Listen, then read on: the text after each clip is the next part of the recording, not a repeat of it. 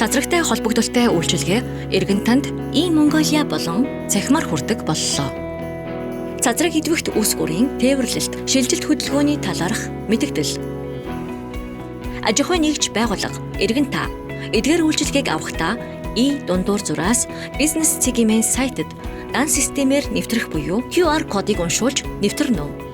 Та үйлчилгээний ангиллалын үндсэн цэс хэсгээс үйлчилгээнүүд хэсгийг сонгоно. Хайлтын хэсэг дээр үйлчилгээний нэрийг оруулна.